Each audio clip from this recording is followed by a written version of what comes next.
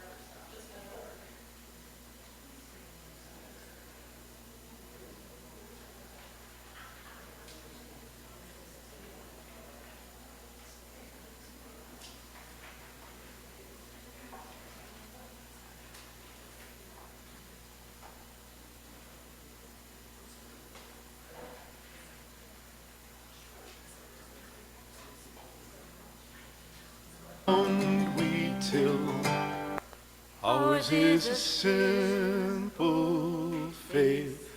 Life is a short embrace. Heaven is in this place every day. Hope is the ground we till. Make each day what you will. Thankful for dreams fulfilled every day. There is no hell to fear, no judgment day drawing near. Trust that inner voice you hear every day. Life's not a goal or race. It's about heart and faith and living a life of grace every day. Ours is a simple faith. Life is a short embrace. Heaven is in this place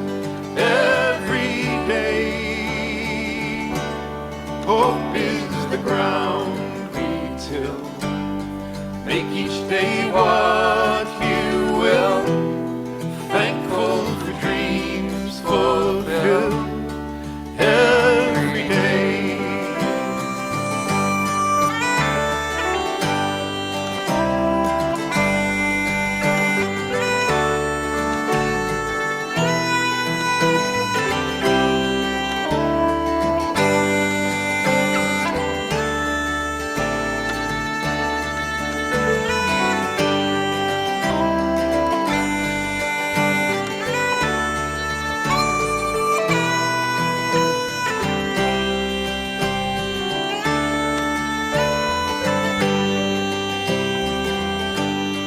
Trust is an open hand, making an honest stand, rooted here in the land every day,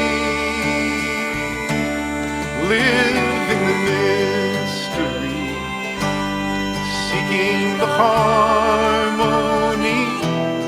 here between you and me every day. Ours is a simple faith. Life is a short embrace.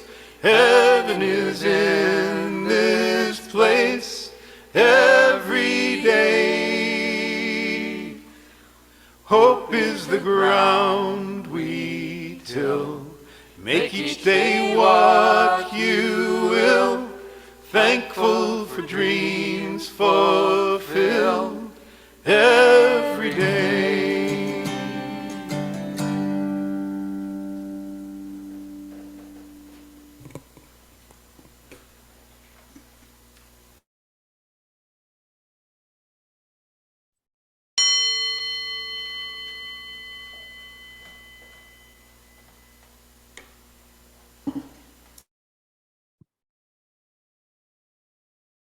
Welcome, everyone, to the ordination service of our beloved pastor, Emma Peterson.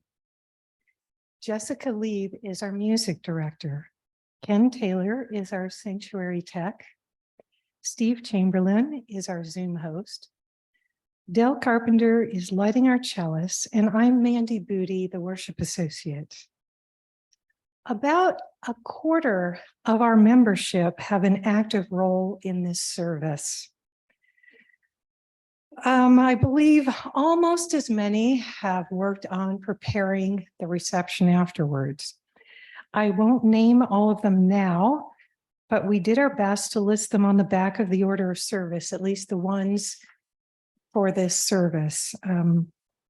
We thank them for this communal celebration and important service for Pastor Emma and our community. Devlin Russell, our lay minister, will now deliver the land acknowledgement and call the four corners.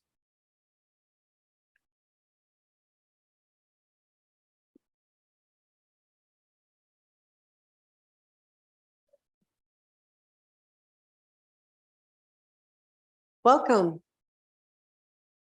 We are people of open minds, loving hearts, and helping hands. We are the Cedar Valley Unitarian Universalists. I'd like to start by giving acknowledgement to this land. This afternoon, we acknowledge that the Cedar Valley Unitarian Universalist occupies the ancestral, traditional, and ceremonial lands of the Sioux Fox and Meskwaki people. We would like to honor the ancestral stewards of this land and their descendants who persist today. It is our responsibility to acknowledge the sovereignty and the traditional territories of these tribal nations and the treaties that were used to remove them from their rightful homes. A sad time in history. And the histories of dispossession that have allowed for the growth of this institution, a good time in history, and others under colonialism. We acknowledge our words must be connected to our actions as we orient towards a more equitable and just future that restores what was broken by those who came before us. we honor and respect the many diverse indigenous people connected from time immemorial to this land on which we now gather. Aho, and blessed be. There are those of us who are pagan, Wiccan, and follow earth-based traditions. And in honor of this seventh principle, in a special ingathering ritual in which we will gather in energy and love with the 7 sacred directions. I invite you to join me as I move through the 4 elemental directions, or stay facing north, where I'll be back in just a moment. Group response after the directional call is, we welcome you. After the very last one, where I'm calling in sacred center, just touch your heart and give yourself a gentle bow instead of we welcome you, for you are within.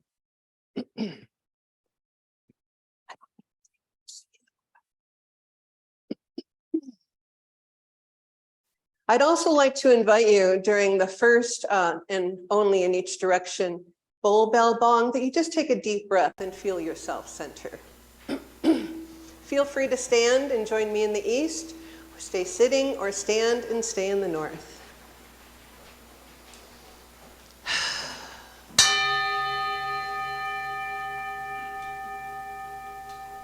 Spirit of the east, spirit of air, of morning and springtime, be with us as the sun rises in times of beginning, times of planting.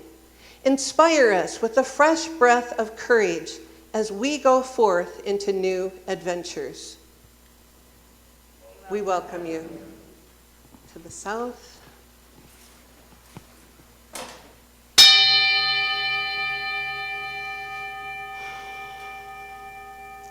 Spirit of the south, spirit of fire, of noontime and summer, be with us through the heat of day and help us to be ever growing.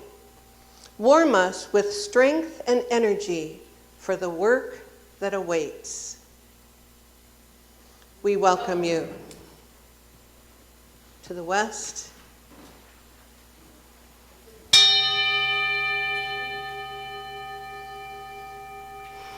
Spirit of the west, spirit of water, of evening and autumn, be with us as the sun sets and help us to enjoy a rich harvest. Flow through us with a cooling, healing quietness and bring us peace. We welcome you to the north.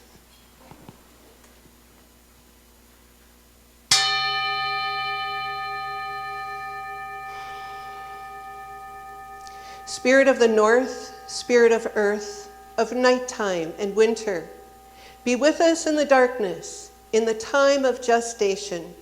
Ground us in the wisdom of the changing seasons as we celebrate the spiraling journey of our lives. We welcome you.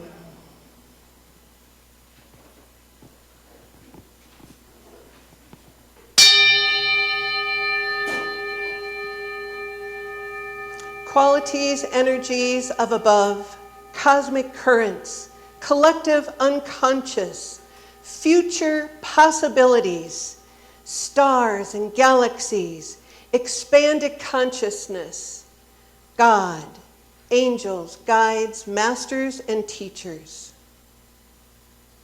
We welcome you.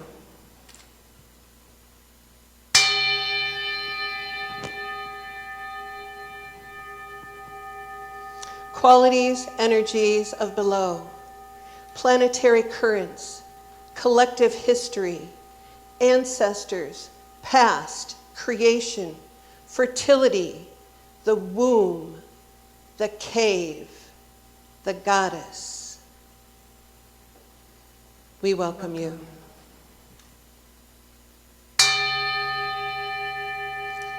Qualities, energies of sacred center within, in the moment, timeless, ageless, integration of all bodies, of mind and heart, the great above and the great below.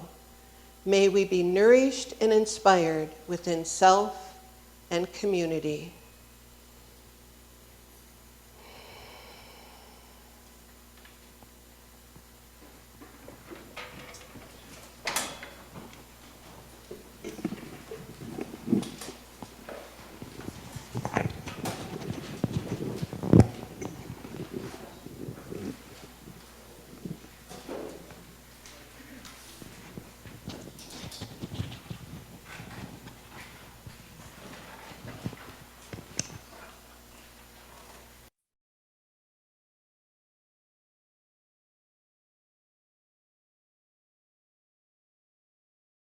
I light the chalice today in celebration and recognition of the ministry Pastor Emma lights within each of us.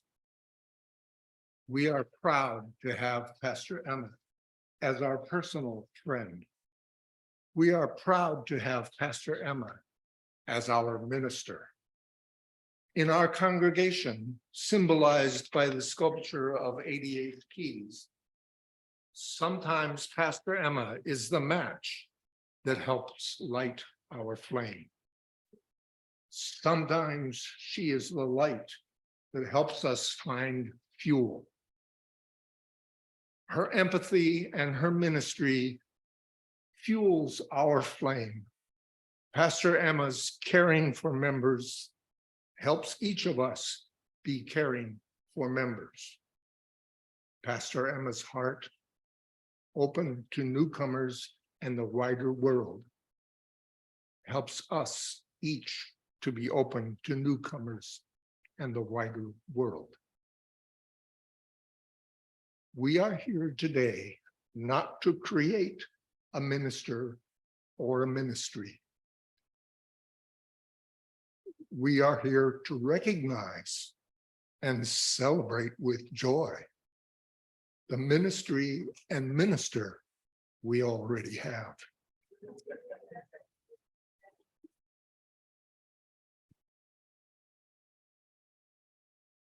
If you would all like to stand in body or spirit and sing hymn, Be Thou My Vision. There will be words up at the end. The choir is going to come up and lead you.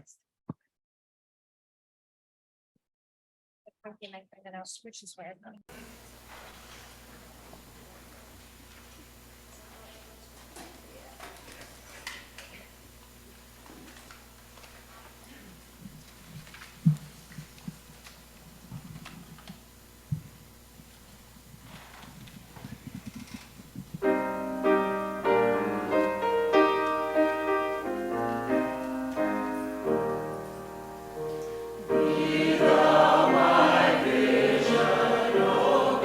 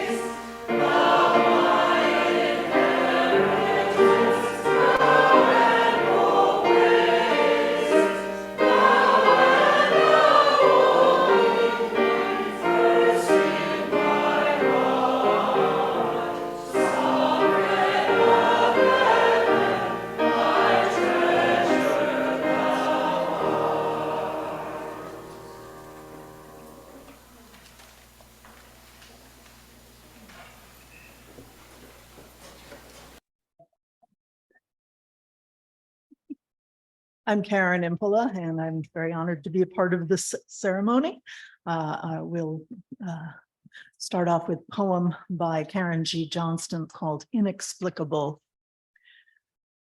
Inexplicable how we rise each morning instead of burying our heads under the bed covers, sewing them shut.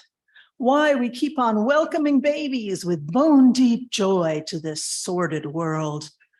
How we fill burlap sacks with grit and gratitude, our hands shredded as we drag one over the other. How we refuse the daily pull toward greedy dark, keeping at least one toe, and some of us the whole torso in the light. Inexplicable. It's what makes a poem worth writing, worth reading, worth flooding the world with redundant, flawed attempts at explanation. It's just the way it is.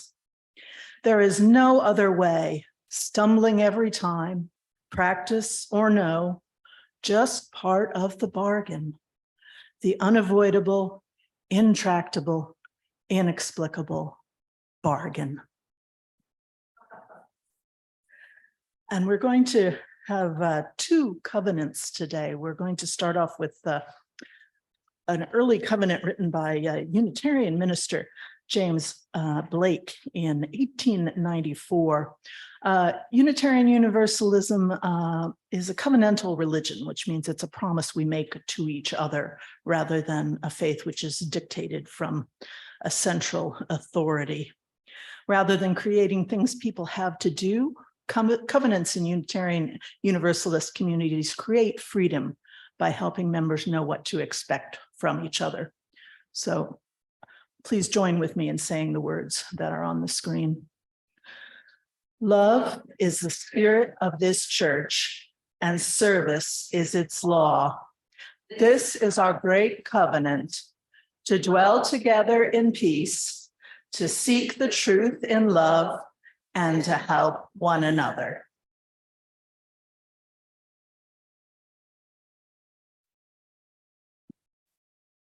Here at the CVUU, some years ago, our membership got together and formed their own covenant for this particular congregation. So if you would say that with me now, we gather together in the spirit of love. We seek to grow in wisdom, promote peace, and strive for social justice. We dedicate ourselves to kindness, understanding, and responsible actions so that we may grow in harmony with nature and the divine. Right now, Bill Brown is going to sing Swimming to the Other Side. We're just going to set up for just a moment. Looks like Austin Evans will be accompanying him. Oh, we've got even more. Okay, the Burning Heretics are going to be our own band that we have for our congregation is going to be accompanying Bill.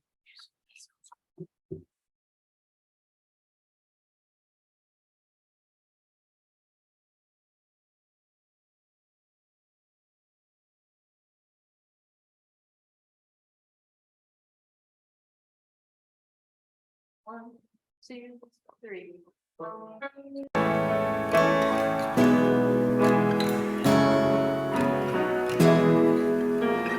We are living beneath the great big dipper. We are washed by the very same rain. We are swimming in the stream together, some in power and some in pain. We can worship this ground we walk on, cherishing the beings that we live beside. Loving spirits will live forever. We're all swimming to the other side. I'm alone and I am searching, hungering for answers in my time. I am balanced at the brink of wisdom. I'm impatient to receive a sign. I move forward with my senses open. Imperfection, it be my crime. In humility I will listen. We're all swimming to the other side. We are living beneath the great big dipper. We are washed by the very same rain. We are swimming in the stream together, some in power and some in pain. We can worship this ground we walk on, cherishing the beings that we live beside. Loving spirits will live forever. We're all swimming to the other side. On this journey through thoughts and feelings, binding intuition, my head, my heart, I am gathering the tools together. I'm preparing to do my part. All of those who have come before me band together and be my guide. Loving lessons that I will follow. We're all swimming to the other side. We are living beneath the great big dipper. We are washed by the very same rain. We are swimming in the stream together. We know power and some in pain. We can worship this ground we walk on, cherishing the beings that we live beside.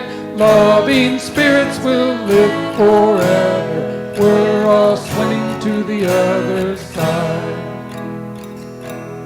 When we get there, we'll discover all the gifts we've been given to share have been with us since life's beginning, and we never noticed they were there. We can balance at the brink of wisdom, never recognize that we've arrived. Loving spirits will live forever. We're all swimming to the other side.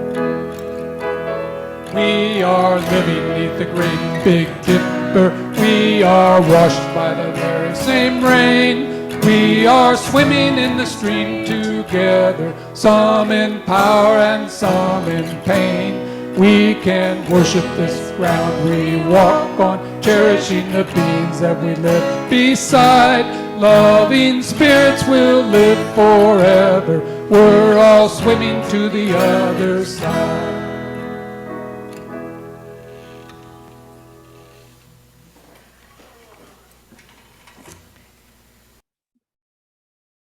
Do we have any children here today?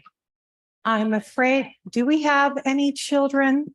Or, oh, we do. Oh, good. Come on up. I see one of my children is coming up too. Gonna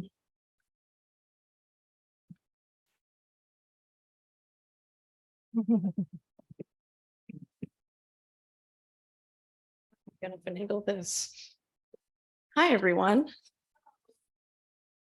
I'm just gonna stand over you. I'm really sorry. It's gonna be very talking down to you in a physical way. I'm Kate. I'm the DCRE here. I am only here initially because I'm friends with Pastor Emma. That's why I have this job and have continued to do this job, is because she is a wonderful friend and a wonderful boss. And so today we're going to talk about friendship. I thought that would be a fun lesson. Do you have any things that you collect? What do you like to collect? Books, shiny things. Ren, anything? Nothing. All right, that's fair. I have plenty of collections. Most of them are probably trash that you can't get rid of until I die, but it's important to me. But one of the things that I have found that I try to collect the most of and be the most intentional about are good people, and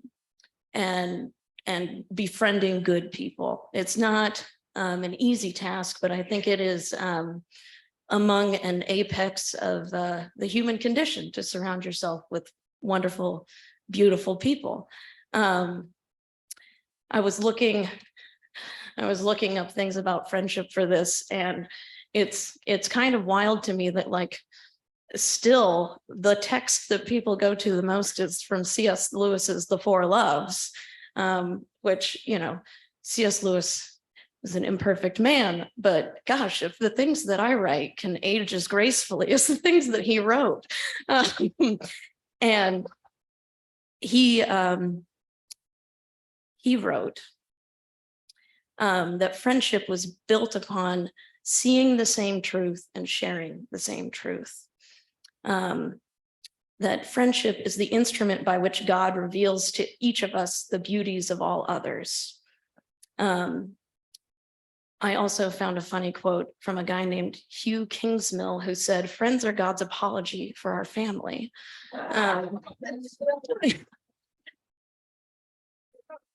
My family is great, and I got very lucky, but not all of us do. So in summary, my charge for the children and also all of us is this: make a point to collect good people, no matter how old or young you are, because friendship is a beautiful, wonderful, meaningful, and divine thing. In my tradition, the Trinitarian tradition, we believe that God is a friendship of people. My friendship with Pastor Emma brought me to this church, this service that we sit in, and my life and my soul are better for having known her. Amen and blessed be. I'm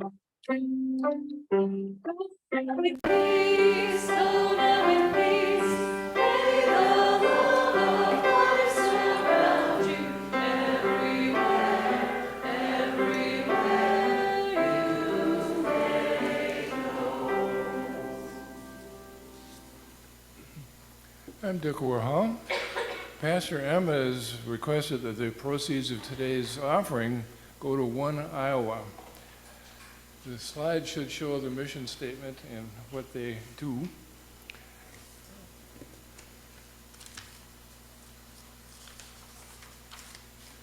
The mission statement says, One Iowa advances, empowers, and improves the lives of LGBTQ Iowans statewide.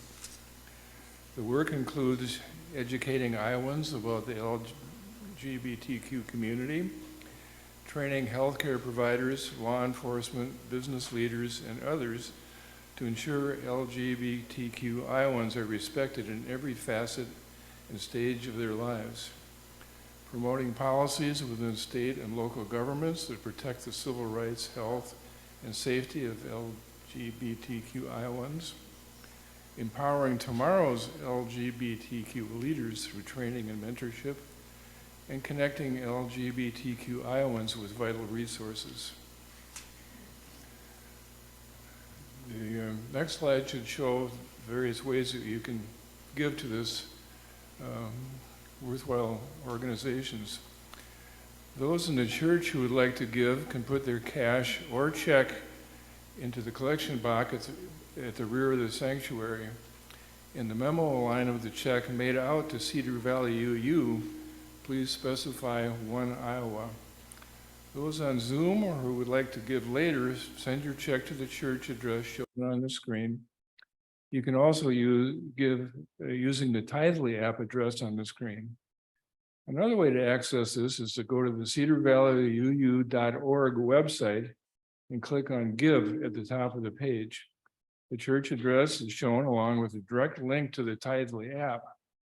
We request you check the cover cost box so the fee is added to your contribution. It's only 1 to 3% depending on your payment method, plus 60 cents, but every little bit helps in supporting this worthwhile cause. Next, we'll sing the hymn, Though I May Speak, with bravest fire, and please everybody join in joining the choir and all sing together.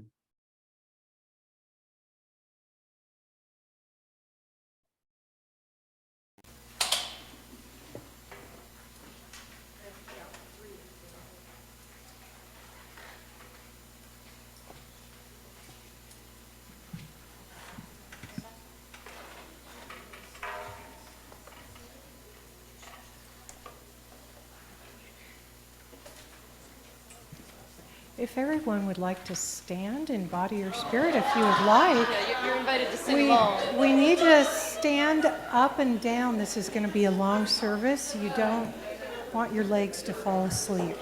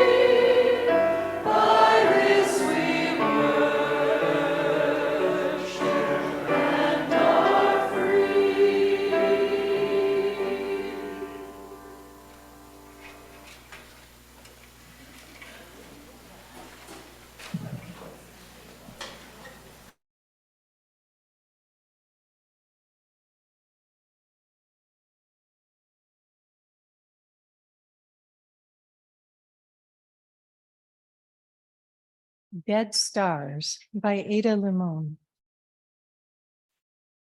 Out here, there's a bowing even the trees are doing. Winter's icy hand at the back of all of us. Black bark, slick yellow leaves, a kind of stillness that feels so mute. It's almost in another year. I am a hearth of spiders these days, a nest of trying. We point out the stars that make Orion as we take out the trash, the rolling containers, a song of suburban thunder. It's almost romantic as we adjust the waxy blue recycling bin until you say, man, we should really learn some new constellations. And it's true. We keep forgetting about Antilia, Centaurus, Draco, Lycerta, Hydra, Lyra, Lynx. But mostly we're forgetting we're dead stars too. My mouth is full of dust, and I wish to reclaim the rising, to lean into the spotlight of streetlight with you, toward what's larger within us, toward how we were born. Look, we are not unspectacular things. We've come this far. We've survived this much. What would happen if we decided to survive more, to love harder? What if we stood up with our synapses and our flesh and said, no, no to the rising tides, stood for the many mute mouths of the sea, of the land? What would happen if we used our bodies to bargain for the safety of others, for Earth, if we declared a clean night,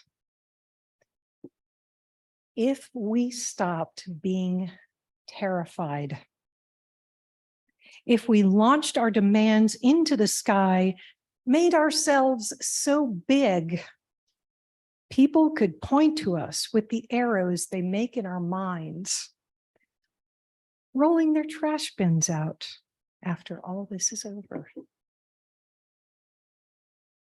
The choir will now sing some special music, and it all came down in the end.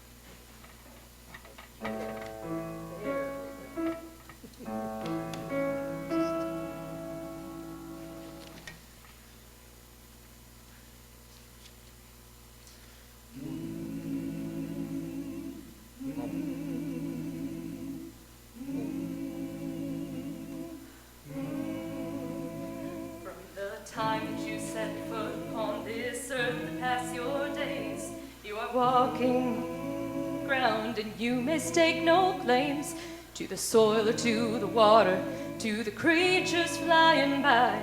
Every breath you take is loaned from on high. It all comes down. In the end, all the works of your hand, though built of stone and honestly, no earthly house shall ever stand. Down in the end, like a handful of sand, and it all comes down in the end.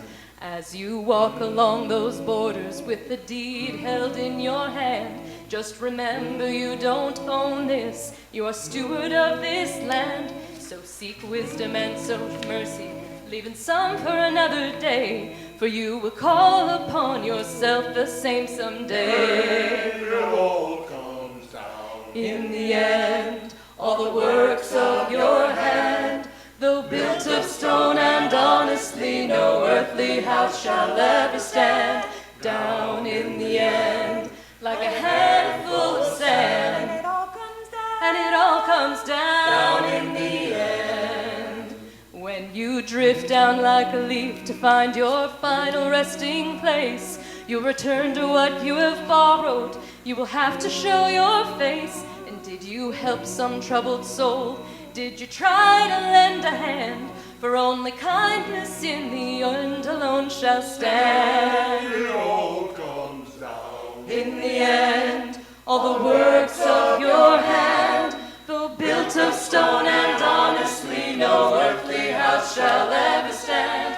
Down in the end, like a handful of sand, and it all comes down in the end. It all comes down. In the end, all the works of your hand, though built of stone and honestly, no earthly house shall ever stand.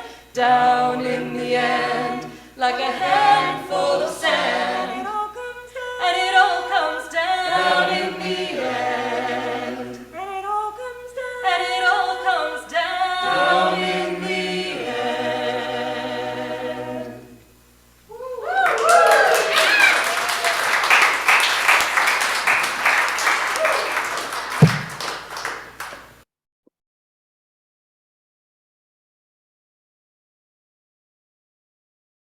Reverend Johnny Jansen is passionate about biblical literacy and criticism, theological interpretation of scripture, interfaith ecumenical dialogue, and striving for social justice. He also loves hosting trivia and singing karaoke. And his favorite books are the Outlander series, Harry Potter, and C.S. Lewis's Space Trilogy. He believes everyone is called to the ministry. He is the associate pastor of Cedar Heights Community Presbyterian Church and will deliver a sacred text reading.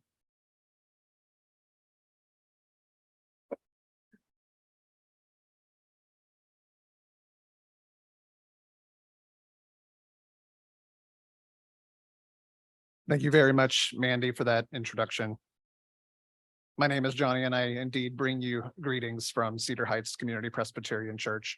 Our first sacred text reading this day comes from the Hebrew Bible, from the prophet Micah. Hear these words from the prophet. With what shall I come before the Lord and bow myself before God on high? Shall I come before God with burnt offerings, with calves a year old? Will the Lord be pleased with thousands of rams, with tens of thousands of rivers of oil? Shall I give my firstborn for my transgression, for the fruit of my body, for the sin of my soul? God has told you, O mortal, what is good. And what does the Lord require of you but to do justice, to love kindness, and to walk humbly with your God? Our second sacred text this day comes from the Christian New Testament, from the Gospel according to Matthew. Hear these words from Jesus of Nazareth. If another member of the church sins against you, go and point out the fault when the two of you are alone. If the member listens to you, you have regained that one. But if you are not listened to, take one or two others along with you, so that every word may be confirmed by the evidence of 2 or 3 witnesses. If the member refuses to listen to them, tell it to the church. And if the offender refuses to listen even to the church, let such a one be to you as a Gentile and a tax collector. Truly, I tell you, whatever you bind on earth will be bound in heaven, and whatever you loose on earth will be loosed in heaven. Again, truly, I tell you, if two of you agree on earth about anything you ask, it will be done for you by my God in heaven.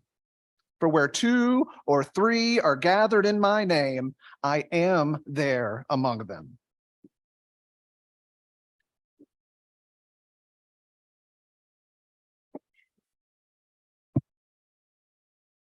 Kat Bean Hansen will sing special music for everyone born.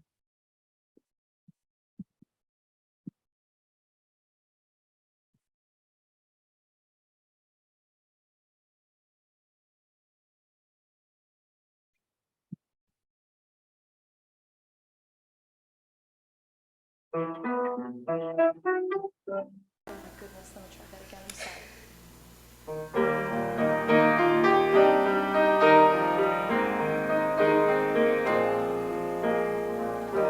For everyone born, a place at the table.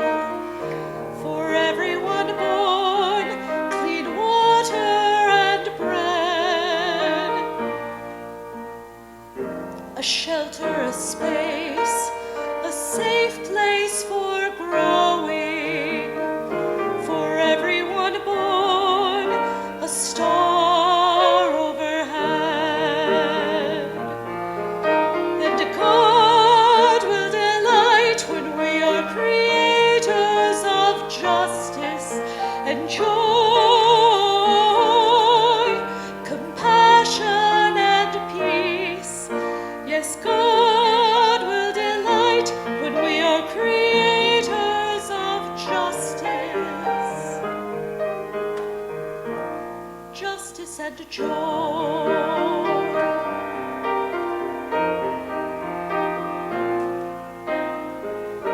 For young and for old, a place at the table, a voice to be heard, a part in the song. hands of a child, in hands that are wrinkled, for young and for old, the right to belong. And God will delight when we are creators of justice and joy, compassion and peace. Yes, God will delight when we are creators of justice, justice and joy, joy.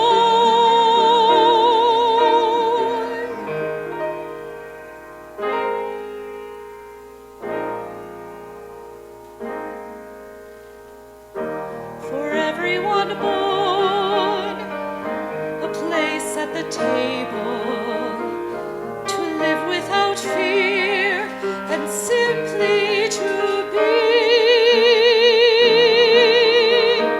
to work, to speak out, to witness and worship.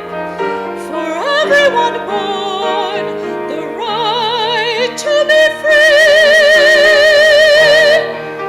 God will delight when we are creators of justice and joy, compassion and peace. Yes, God will delight when we are creators of justice, justice and joy.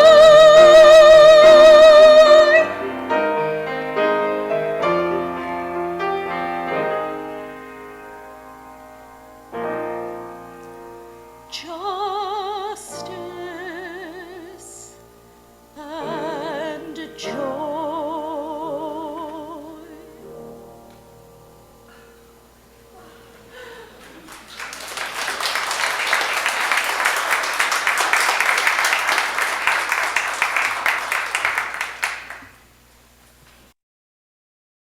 Reverend Victoria Safford is serving the First Unitarian Church in Des Moines this year as a transition minister and has previously served congregations in Minnesota and Massachusetts, and traveled here today to deliver the sermon, Lean into the Light.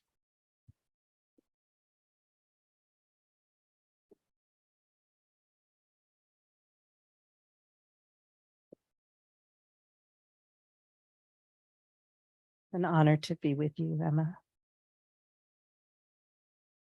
Sometimes on a Sunday when a visitor asks me in the coffee time, or a new member in the new member class bashfully raises their hand to ask, what kind of church is this? And how it got to be the way it is, I'll talk about a river.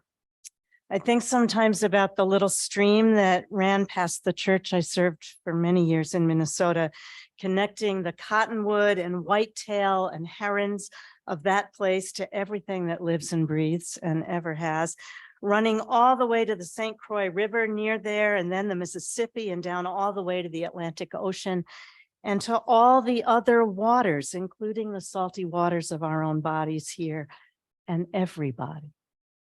I'll talk about a river and say that our congregations, that one and the one I'm serving this year in Des Moines, and this one, they're all part of this long river of history, and each has its own story, the little story that's carried within the larger, older story of Unitarian Universalism, which flows from two separate streams, each a strong tributary of the river of American Congregationalism, carried across the ocean on the wild waves of the Puritan Church, which flows out of the Protestant Reformation in Europe and in England, which branched off from the Roman Catholic Church in the 16th century, which in turn was one stream, but not the only one, running down the centuries from the waters of the early Christian church in Alexandria and Jerusalem and Rome. And if they're still with me, I'll keep talking and say, which of course flowed from the mystical headwaters of the ministry and teachings of the man Jesus,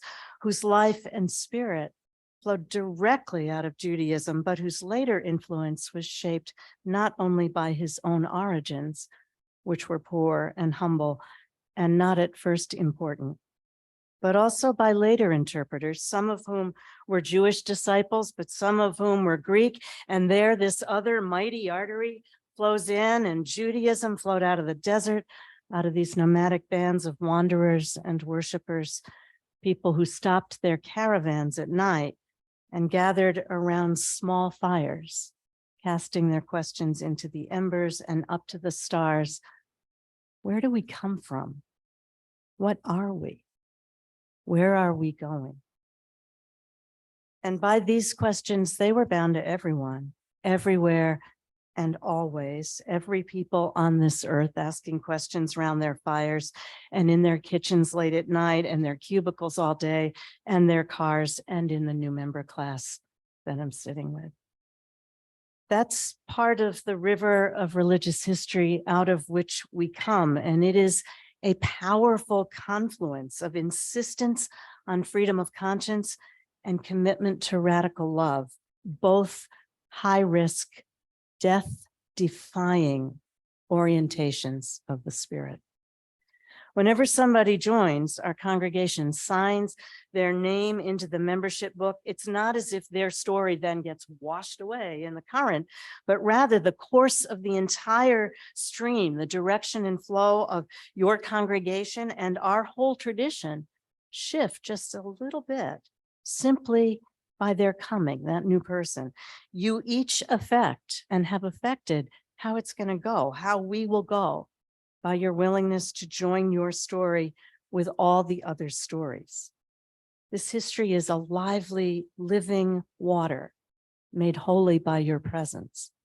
And so we say to all who want to come and need to come, come in, come in.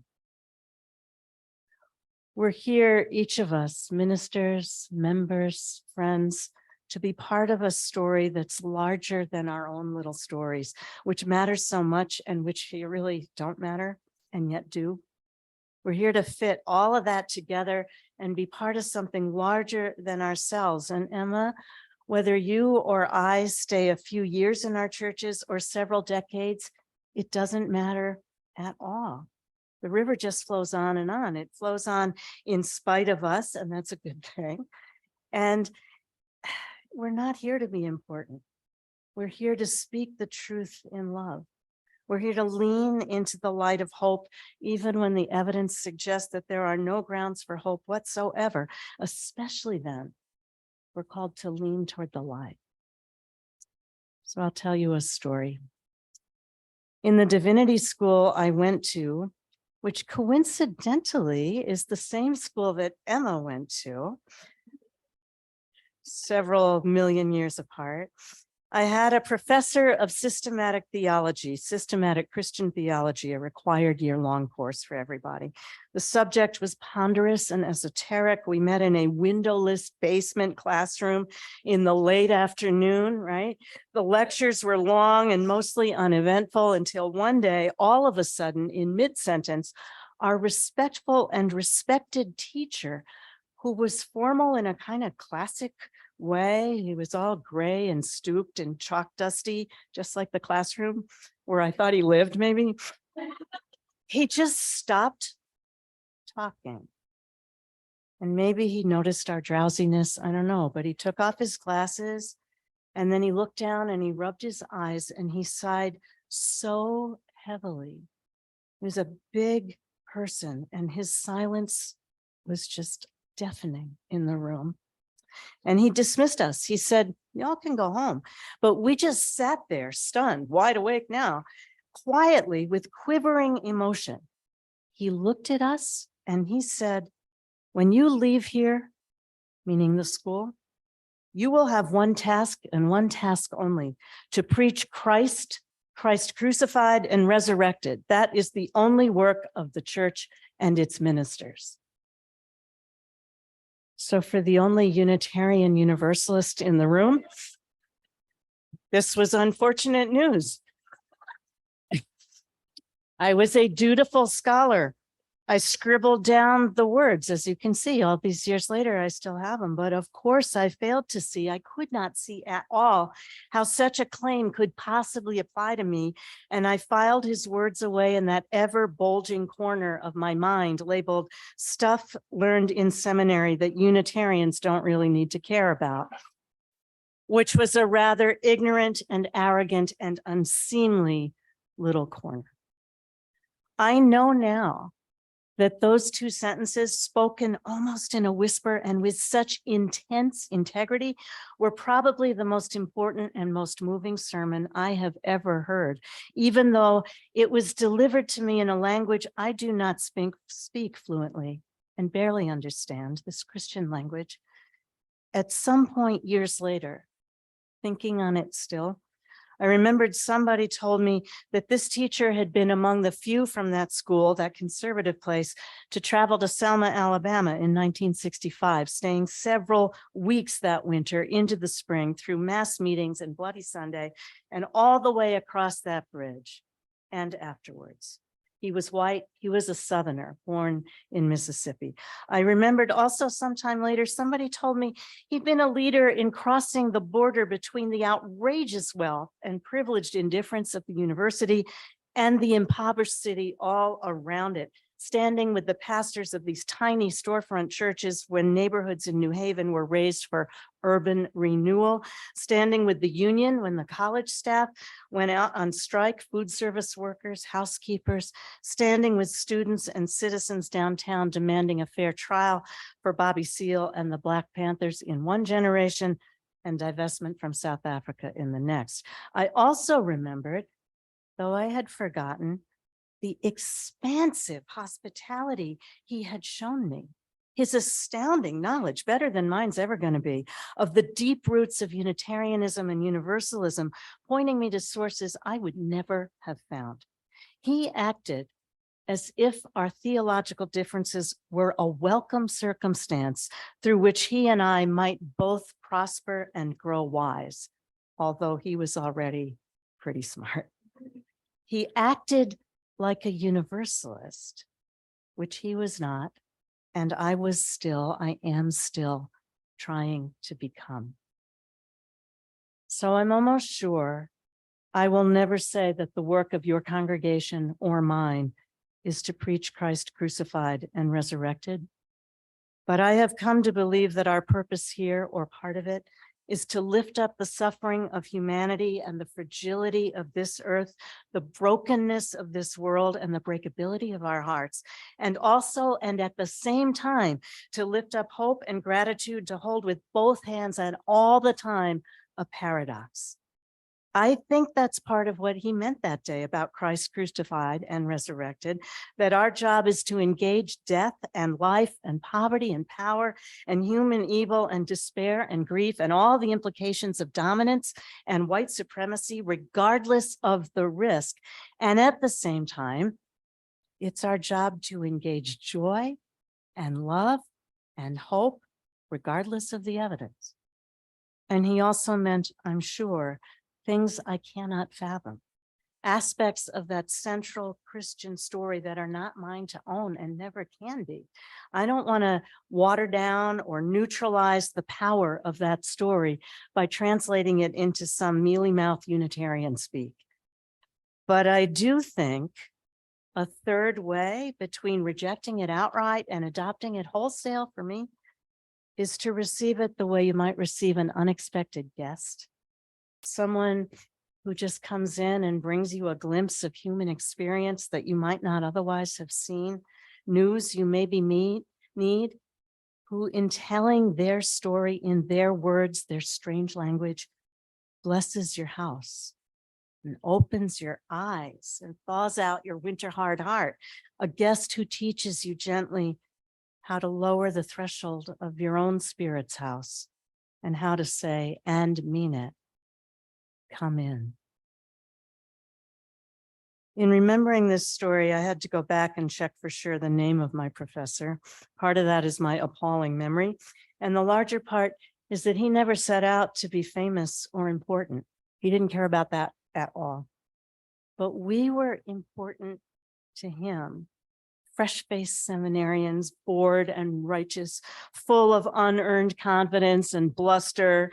It mattered to him that we be able and ready to discern and put to words not an elevator speech, buildings aren't that big, but a living theology to anchor us and hold us in our own dark nights of despair and doubt and self-doubt. A bright theology, a saving faith that we could carry to the pulpit, to this one, Emma, and the bedside, and the classrooms filled with children and the young adults who are the future of our movement and who are people in their own right, who are just trying to hold jobs and dreams and relationships and kids together in this harsh capitalist economy. A faith that you can carry to every committee, every memorial service with all those shattered souls sitting right in this room, and carry also into the street, resisting with this fierce and holy love every hateful, transphobic word spoken, for example, by the Iowa legislature, a theology you know by heart. It is inexplicable, says Karen Johnston in the call to worship. Inexplicable. How we rise each morning instead of burying our heads under the bed covers. Why we keep on welcoming babies with bone deep joy to this sordid world. How we refuse the daily pull towards the greedy dark, keeping at least one toe, some of us the whole torso, in the light. It is inexplicable, and it is our calling. I believe this world is beautiful, and every person is born into it out of mystery, with equivalent stature, and born with the same name, every one of us, and that name is child of God. Whatever your translation is, it's a name that we can never shake off of ourselves, that never can be taken from us. It was imprinted upon us. It can't be obliterated or forgotten.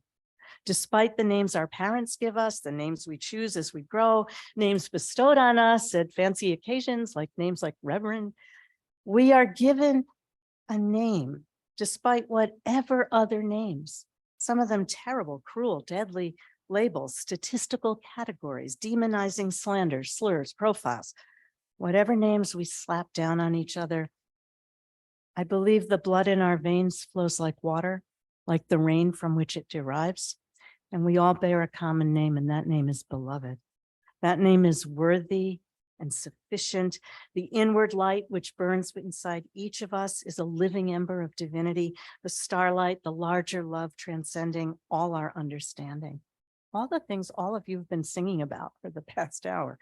And thus, when so many beautiful shining souls are thrown away by guns, for example, or any violence, or any single one is discarded, disrespected, trampled, scorned, wasted in poverty or prison, then all the other spirits are diminished and the sacred fabric frays. Our work in the world, therefore, is tikkun olam, the continuous work of repair, reweaving all these strands. Emma, I know you just a little now, and I don't know if you're likely to talk around here about crucifixion or resurrection or rivers. No idea. You're finding your own telling of the story and singing the song of the soul in harmony with all these people, your congregation, calling out of them their own sacred music. And when they rise in a moment to ordain you, that's what they'll be counting on. They believe they've seen this readiness in you, an urgency to speak and hear evolving truth, no matter whensoever it comes. And I think they're right. The point is, we all know it's not to try to make yourself important to them, but to let every single one of them be the most important one to you. This job, Emma, as you already know, you've been here a while, it's going to suck the life breath out of you. This ministry, am I right, colleagues? Yeah, all right.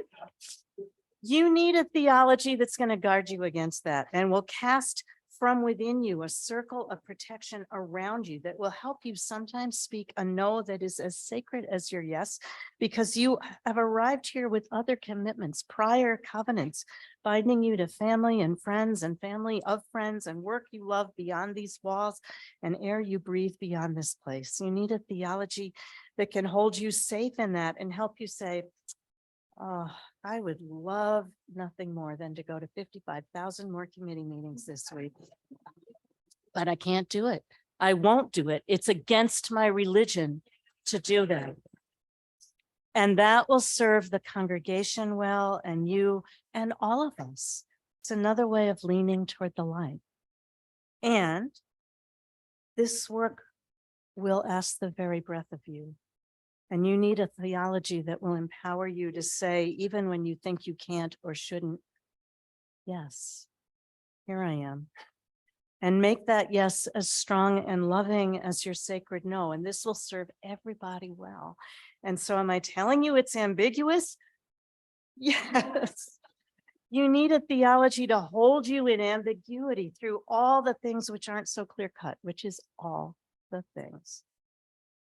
In presenting yourself here and asking these people to ordain you to the ministry, you're telling them you want a job where from day to day and into the night you think and pray about and aid and abet others to think and pray about what W.E.B. Du Bois called work and service, rule and reason, women and children and beauty and death and war. And also fear and hope and history, forgiveness, redemption, the crucifixion of the poor, the resurrection of the spirit, and sin and shame and the solace that can heal all of this, and polity and politics and power, and hold all this all the time with all your heart, mind, soul, and strength, a job radiant with possibility, and it's common as dirt. The poet says, look, we are all dead stars, and we are not unspectacular. We've come this far, survived this much. What would happen if we decided to survive more, to love harder? What if we stood up with our synapses and flesh and used our bodies to bargain for the safety of everybody and the earth? What if we stopped being terrified and launched our demands to the sky? The irony always in our ordinations, in our polity, the irony of all thisness today, is that anybody can do the work that we're called to do. Anybody can do this. And that is the crux of our polity, the priesthood, the prophethood of everyone. Our people do beautiful work in the world. They raise children, they raise hell. They're holding livelihoods together at jobs they love and jobs they can't stand. All week long, they're out there trying to order daily lives around something larger than themselves. And once a week, they come to church to remember and remind each other what that large thing is. It's a profound commitment to generosity of spirit and the motive force of love.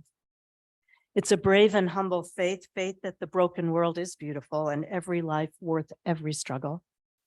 It's this rare tradition that we share, this strange experiment, which trusts difference to reveal more truth than doctrine. It is conscience, it is God. It is wonder, childlike and wild and wise, from which all religion flows. Your calling is to hold all of it and speak it out loud over and over, even when your voice is choked with tears or tiredness, when you think you've got nothing to say. If you listen to your people, they'll tell you. What's required of Emma is required of everyone: to act justly, to love mercy, to go humbly. Emma, may you never forget that what you are called to do is exactly what you can: to speak the truth in love and bless your people by your presence. For just a moment, we'll hold silence together.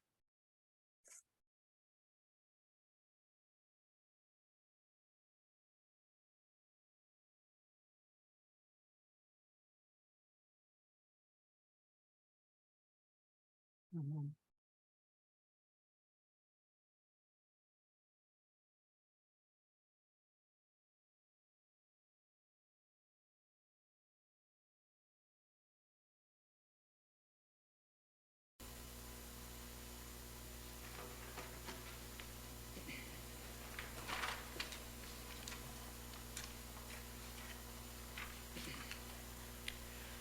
This hymn is a hymn Pastor Emma sang with her childhood congregation and at church camp.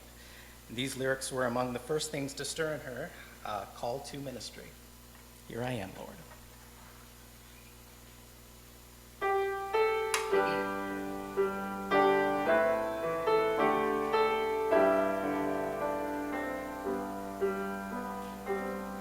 I, the Lord of sea and sky, I have heard my people cry, all who dwell in dark and sin, my hand will save.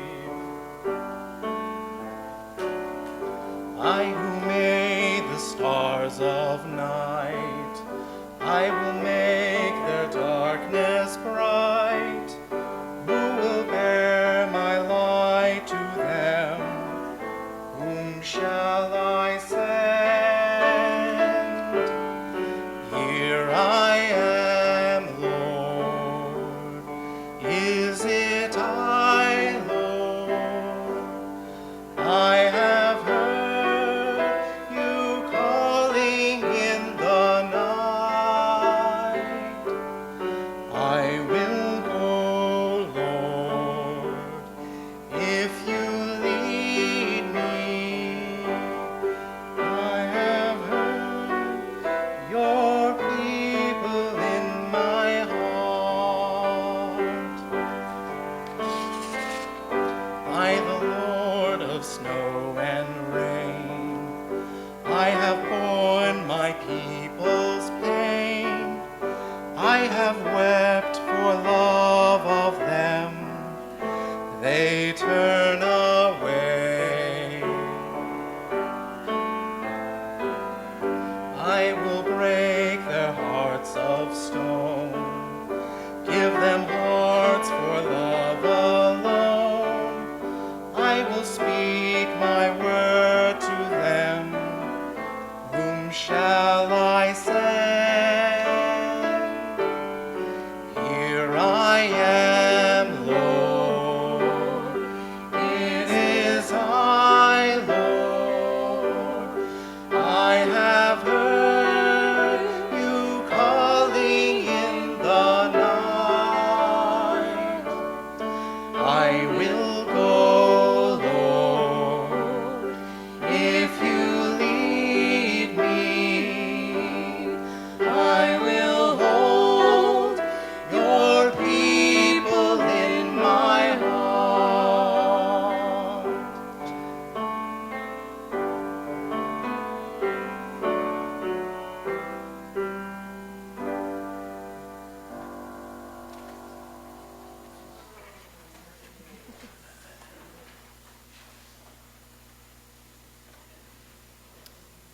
The official act of ordination is a powerful rite that connects the ordained to both the long line of professional ministers who have come before and to their commitment to live a life of service to our UU tradition. The act of ordination confers that mantle of ministry. This congregation's members are the ordaining body. Leading this ritual of ordination is Sherry Huber-Otting, Board President of the Cedar Valley Unitarian Universalists, and Heather Flory, Chair of Shared Ministry of Cedar Valley Unitarian Universalists. In the Unitarian Universalist tradition, ordination is one of the most cherished rites of our faith. The authority to confer ordination lies wholly within each congregation and not within any hierarchical power structure. It is a profound moment of joy when congregational communities come together to recognize one among us who has answered the call to ministry as their life's work. For in doing so, we are declaring our belief in the future of our progressive religious movement. Unitarian Universalism is a covenantal faith. We hold no creed and reject dogma. Instead, our foundation comes from the connections we form. connections to our own inner spirit and sense of conscience, connections we form with one another, and our connection to the divine mystery that exists beyond, above, below, and within us. Each of these relationships is a part of this service of ordination. Emma, you have prepared yourself with academic study, theological reflection, spiritual practice, clinical, pastoral education, and service to our congregation. You have received the recommendation of the Ministerial Fellowship Committee of the Unitarian Universalist Association. Are you prepared to formally and fully take upon yourself the yoke of this ministry? Are you prepared to accept the responsibilities and joys, the privileges and the burdens of ordained ministry in this Unitarian Universalist tradition? With God's help, I am. As the congregation which first called Emma to the service of ministry, where she consented to the rights and responsibilities of clerical living, the Cedar Valley Unitarian Universalists consent to ordain Emma today. Will the members of the CVUU please raise your hands in body or spirit and speak the words on the screen? We, the members of the Cedar Valley Unitarian Universalists, hereby ordain you, Emma Peterson, to the Unitarian Universalist ministry. We charge you to speak the truth in freedom and in love, to minister with compassion to joys and sorrows, to promote the inherent worth and dignity of every person, and to work for justice each day. We vow to support you in all the ways that we can throughout your ministry. Family, friends, colleagues, and anyone else who wishes to add their blessings, please recite the words written on the screen. We invite those of you here in person to rise in body or spirit.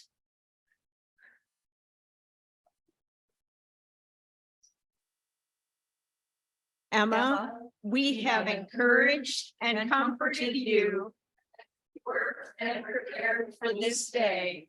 With joy and pride, we, your cloud of witnesses, affirm your ordination today and offer our blessings upon your ministry. As you go forth, know that our continued support and love goes with you wherever your call may lead. Thank you. You can sit down.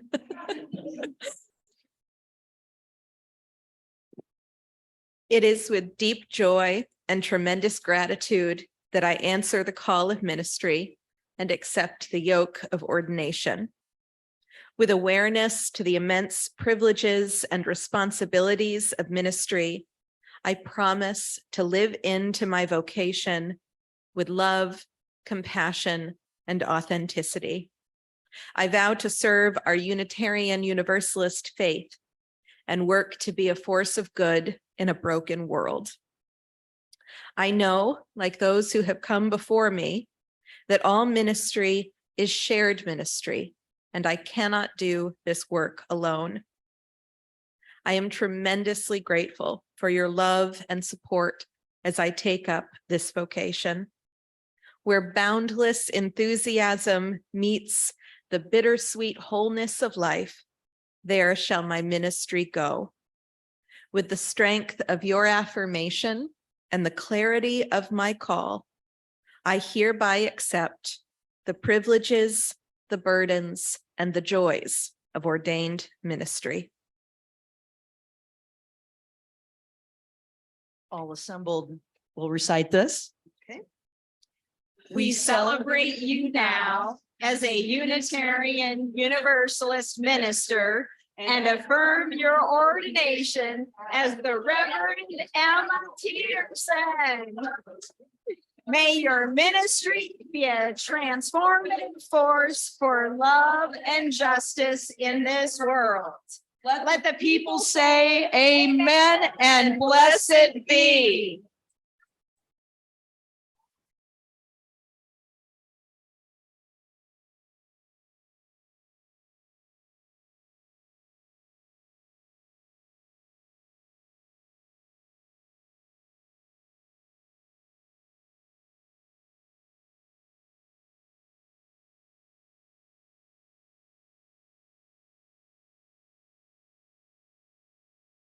What's next?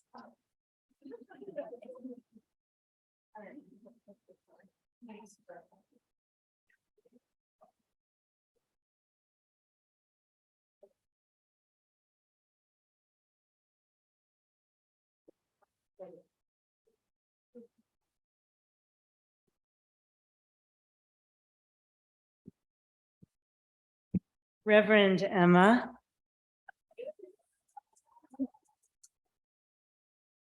In a moment, your ordination will be celebrated and acknowledged with more words.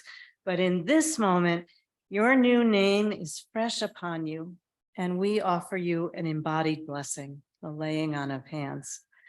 The practice of ministry is often heady work, the written word, the spoken word, texting, typing, reading, writing, and all the countless conversations, all of them sacred, of congregational life.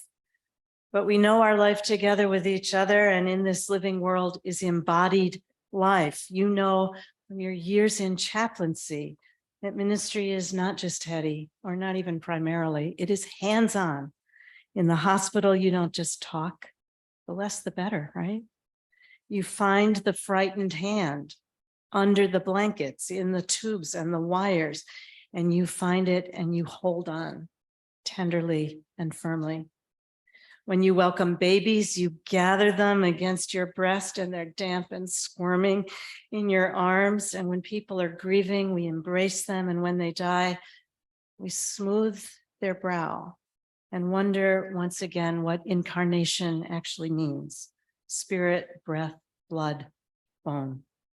In some traditions, people say ministers and priests receive the Holy Spirit by the laying on of hands in a gesture going back through generations beyond where memory began. We say also, the work of ministry is holy and hard, and it needs all hands on deck. We're with you here this afternoon, Reverend Emma, to dedicate ourselves head, hand, and heart to supporting this ministry that calls you. So I invite you to kneel here and be as comfortable there as you can be. Close your eyes. And I invite your family to come forward and just lay their hands gently on your body, on your head and your shoulders and your arms.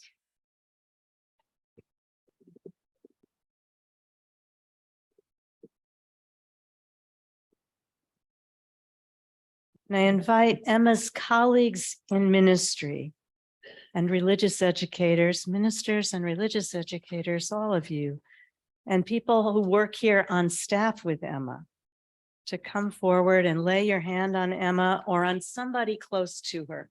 And you can make a big circle. You can go right there in front of her, because we're going to be a big mighty circle here with everybody. And just find the nearest arm or shoulder. And because the work of the church is everybody's work, and yours most of all, members of this congregation, friends and guests, and because all our lives are interdependent and intertangled and interconnected in ways and webs we don't even understand, but only trust, I invite you all to come forward as close as you can get, and be careful of one another and come forward in silence. Try to hold silence as best you can.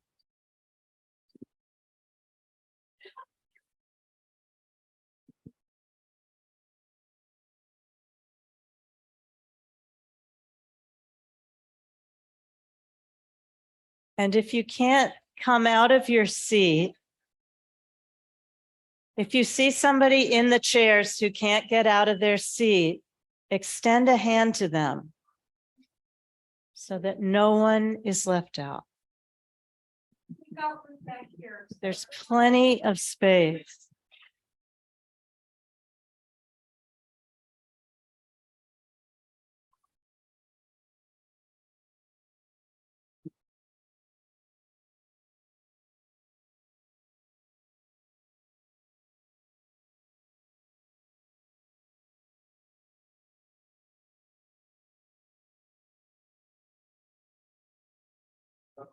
Yeah.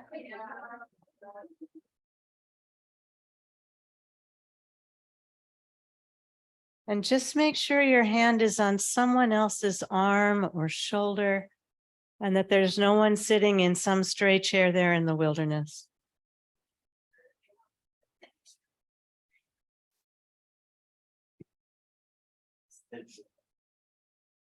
All right. Wherever you are, just close your eyes if you can, and take a deep breath, everyone. Breathe in, breathe out the spirit of life, the breath of life.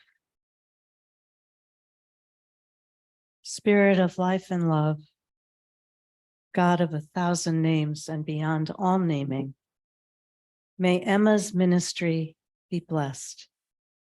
May she know and never doubt that she is held by many hands near and far, never alone in this work, which we all hold in common, this work of growing our souls and serving the world in love. Amen. And now, starting with the people in the back and on the aisle, you're going to reverse this little dance as gently and safely as you can.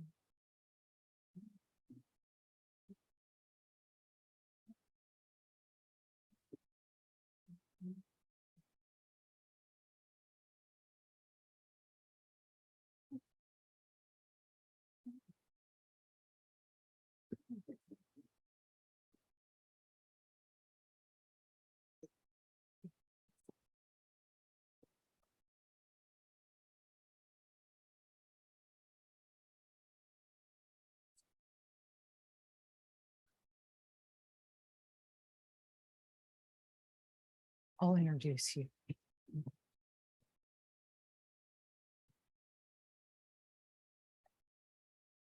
The Reverend Diana Smith is a minister of Unitarian Universalist Society in Coralville, Iowa. Reverend Diana will offer a collegial welcome to Reverend Emma Peterson. Reverend Emma, it is my pleasure to welcome you into the community of colleagues, now as an ordained minister. Now, you already know from your training and years of service that to minister means to serve, to be of service to something. In that service, we need colleagues for many reasons. This is a very strange and different type of profession. And maintaining strong relationships with colleagues is crucial for our well-being and sustainability as people and as ministers. I and many other ministers can attest to how crucial it has been to have well-established networks of colleagues when we've encountered health, professional, or other personal struggles, as well as when we've been experiencing happy changes. Colleagues can provide care for you, advice. They can help you maintain healthy boundaries. When your heart is breaking, when the oppressions of this world have ground you down to the place where you're not sure what that core theology is, our colleagues are the place that we can come to find again that hope, that light that we need to sustain our ministries. Colleagues can provide us with accountability in a way that no one else can, because our colleagues know this work and what it requires in a way that no one else can.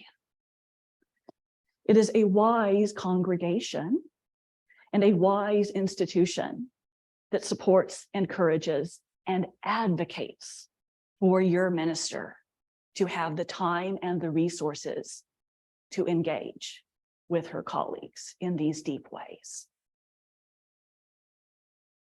You also know that you are part of a lineage of ministers.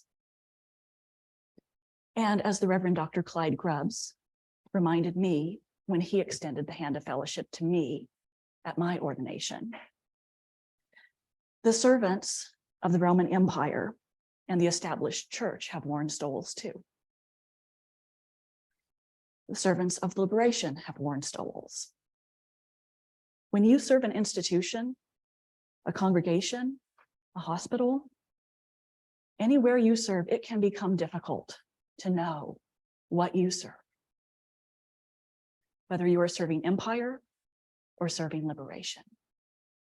While in some ways I have no doubt that you will always serve liberation, we also know that in those hard moments when we are tired, sometimes it's hard to know whether that next compromise, what it's serving. Colleagues. So colleagues can help us be accountable with serving those forces of liberation, as well as restoring us to our call when we start to lose it. So we always need to come back to discernment, to relationship, and to colleagues, helping us in that, helping us survive and thrive. Welcome, Reverend Emma.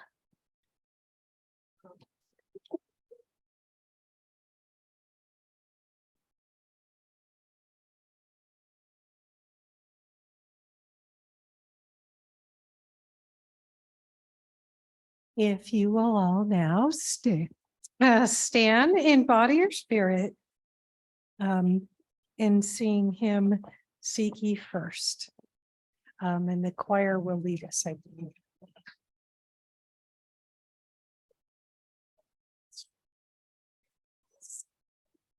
Oh, keep me. Oops.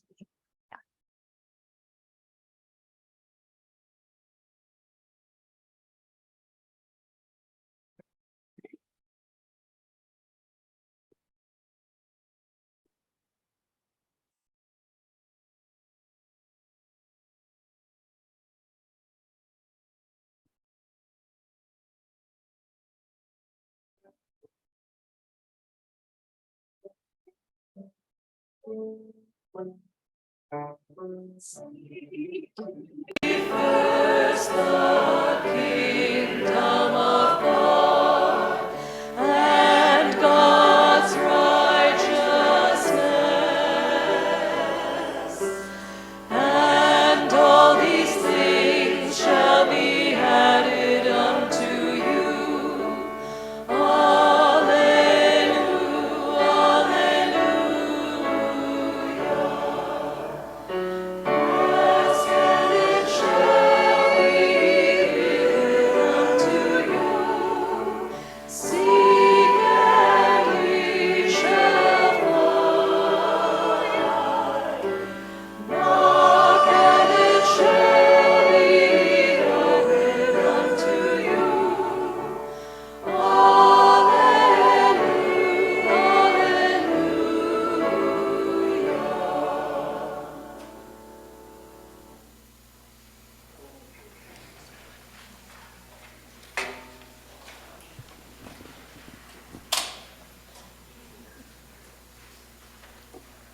Reverend Micah Ma is currently the interim minister at the Unitarian Coastal Fellowship in Morehead City, North Carolina.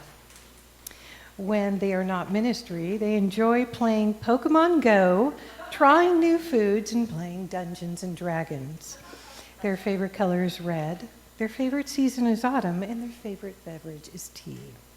He will be joining us over Zoom.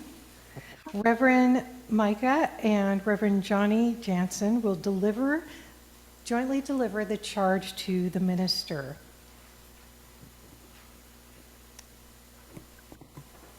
What a glorious day this is. Emma, I am so honored and privileged to have been asked to deliver the charge to the minister along with Johnny. And so here is what I charge you to remember: that you are loved, that you are lovable. Always there are dark days where you wonder where your allies are and how you will go on. And when that happens, I want you to remember this day where you are surrounded by so many who love you, who have laid their hands on you, who traveled from near and far to be here with you to celebrate you. Do not forget that you are loved, and let that love be the inexhaustible well from which you draw over and over again to do the work that must be done. I now pass the charge to Johnny Jansen.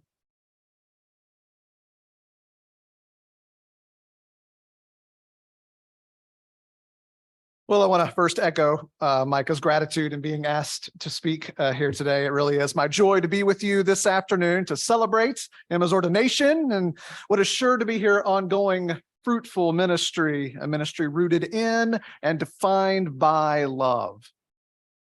So Emma, now that you've been so beautifully reminded of how loved you are, how very valued you are, I'm going to say a quick word about your call, our call, to love all people, everyone.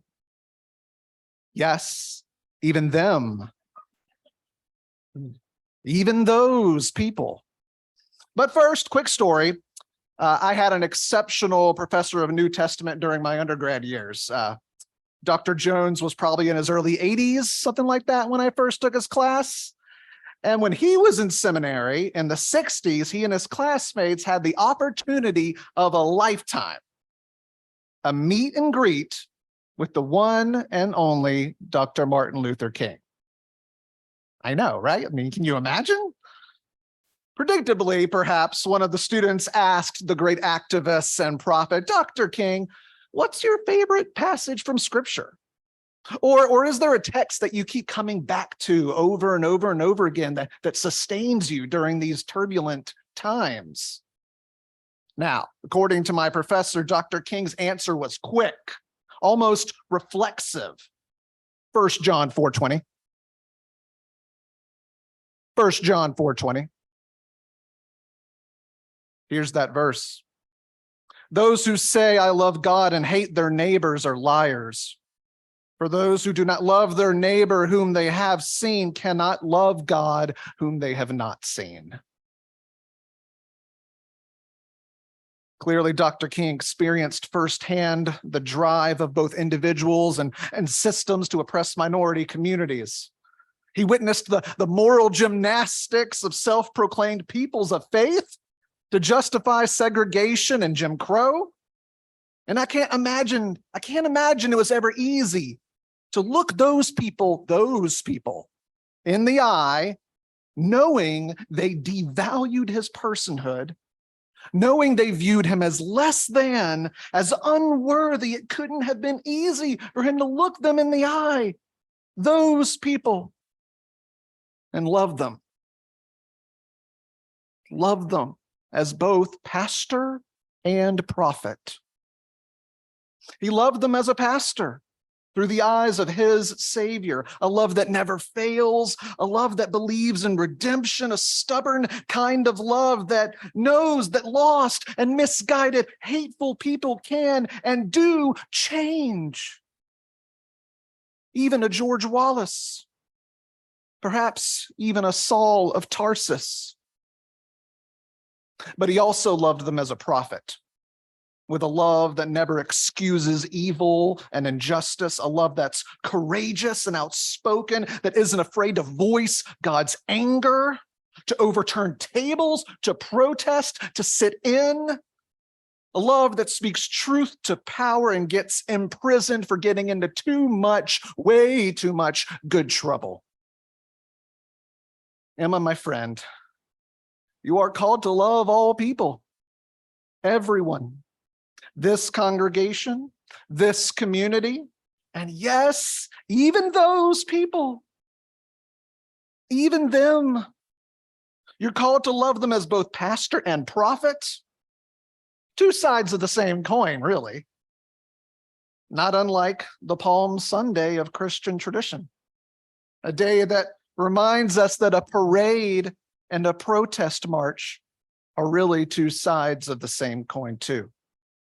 So love them, my friend, love them fiercely, with ferocity, with gentleness and grace. And as Pastor Laura Jean Truman prayed, remind me that all of this, every bit of it, is for love. Amen.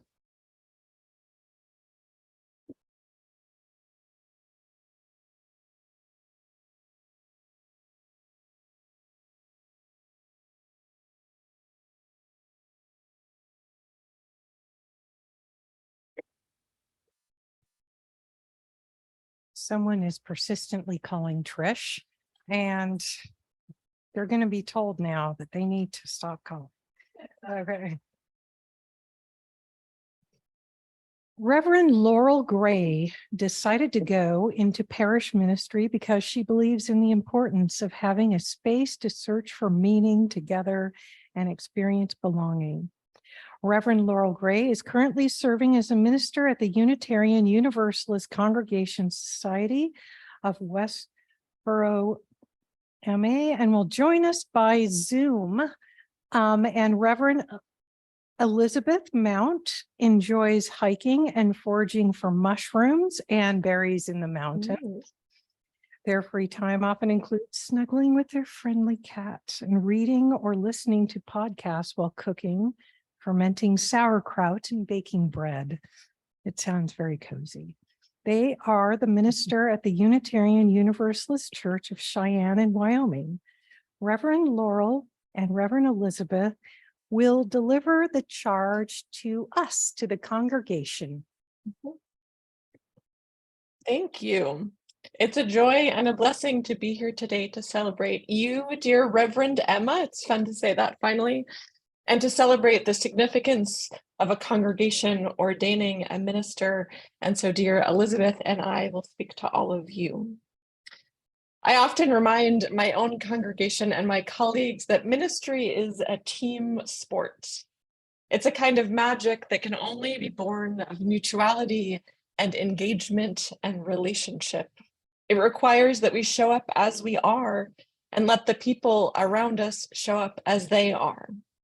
And part of that is letting the minister, well, minister. Perhaps that sounds redundant, but we youths can lean contrarian and have a certain aversion to authority, might we say.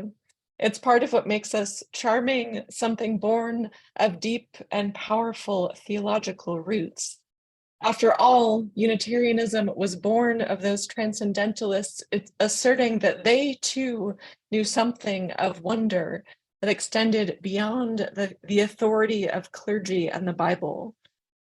So we come by our confused feelings about clericalism, honestly.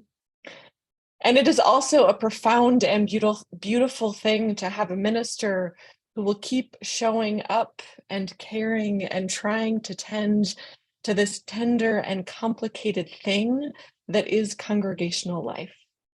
It can also be scary, honestly, especially for people and communities who have had ministers abandon their vows by negligence or misconduct.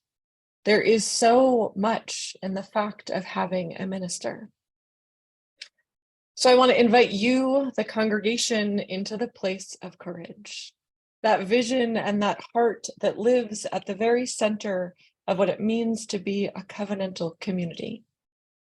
I want to invite you into the faith that ministry is worthwhile, that allowing someone to be your minister is worthwhile, that though it can be a thing of tenderness and angst, the relationship between a congregation and their minister is a thing of magic, a kind of magic that can only happen when everyone enters willingly, wholly, committed to the messy work of working together.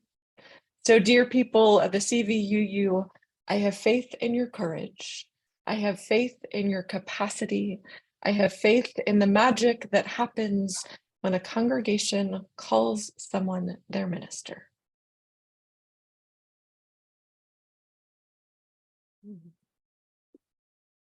And I will continue in this vein, for you have chosen Emma.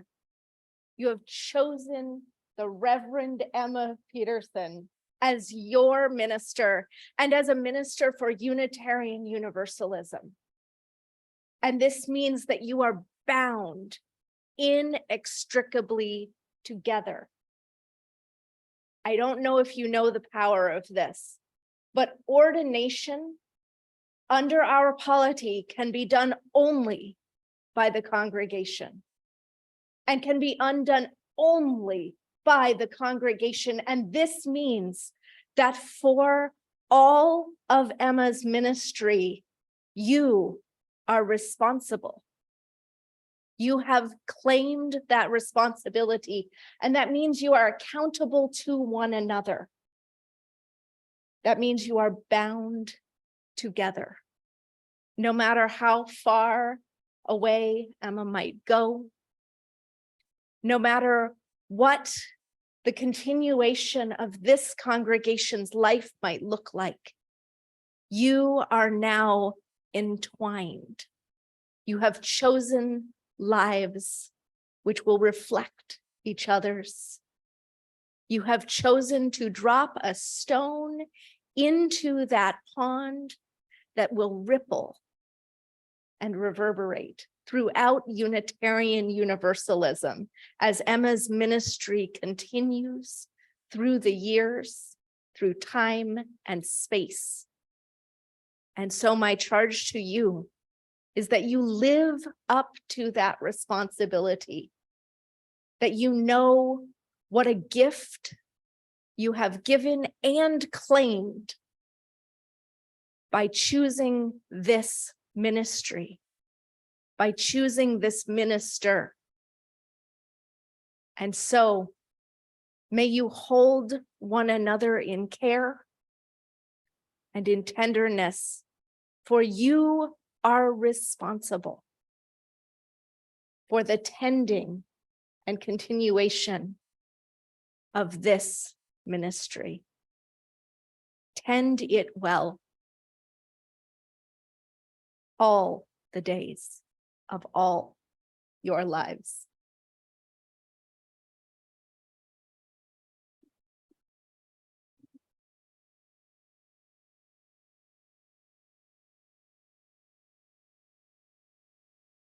Will everyone now stand in body or spirit, and we'll sing together, "There is More Love Somewhere."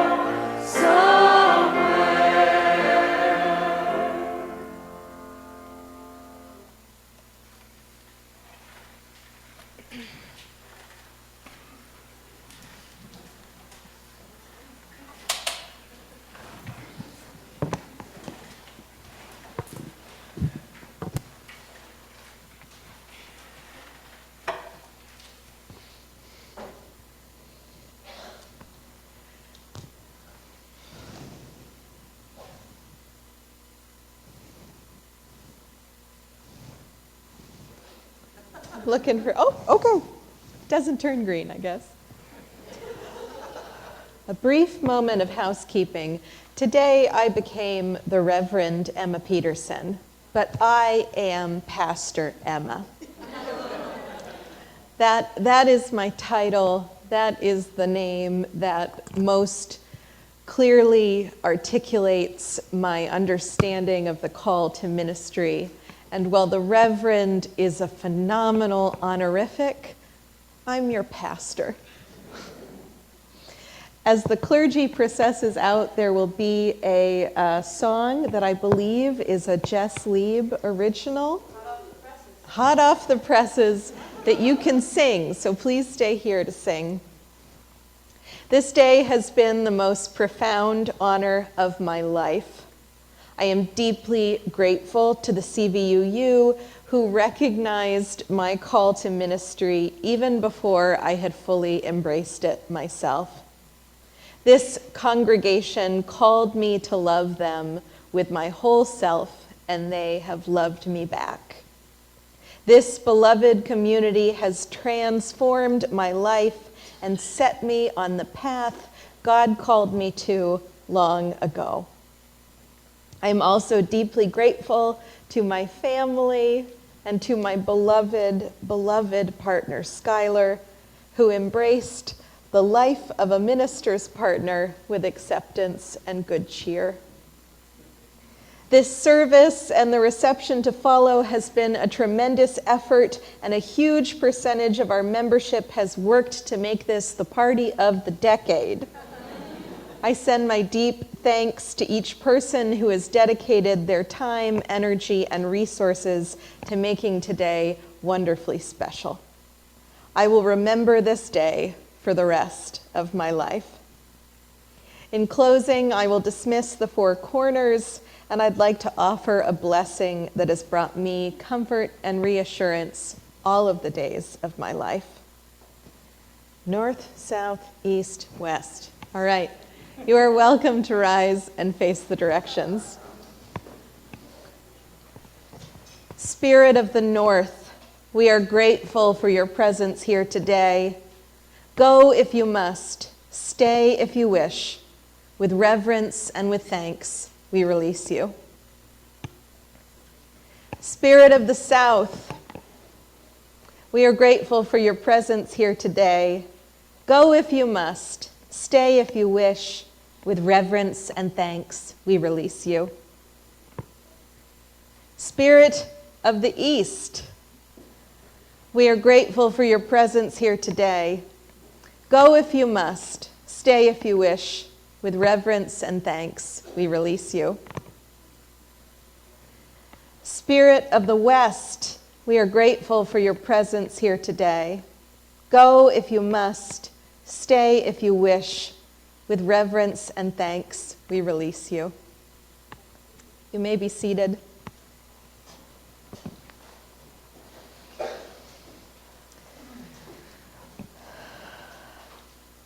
May God bless you and keep you. May God's face shine upon you and be gracious to you. May God's steadfastness comfort you and give you peace. May the blessing of God the Almighty be among you and remain with you always. And may God hold you in the palm of God's hands. As we extinguish the chalice this afternoon, we carry the fire of commitment, the flame of justice, and the spark of love forward in our hearts until we meet again. Amen. Blessed be. Go now in peace and know that God goes with you.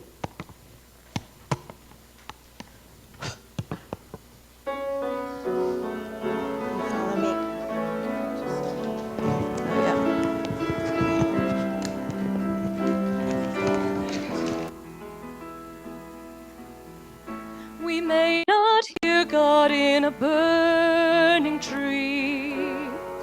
We may not think of gods at all. But with our words and actions, we are free to change the world in ways both great and small. We are all called, every one of us, in this life that we've been gifted. There's a world that must be lifted. We are all called. We are all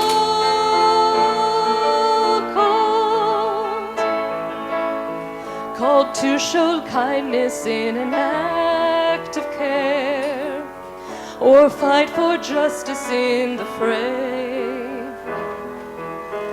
We may be called to open others' minds through art or words or music that we play. We are all called, every one of us, in this life that we've been gifted. There's a world that must be lifted. We are all called.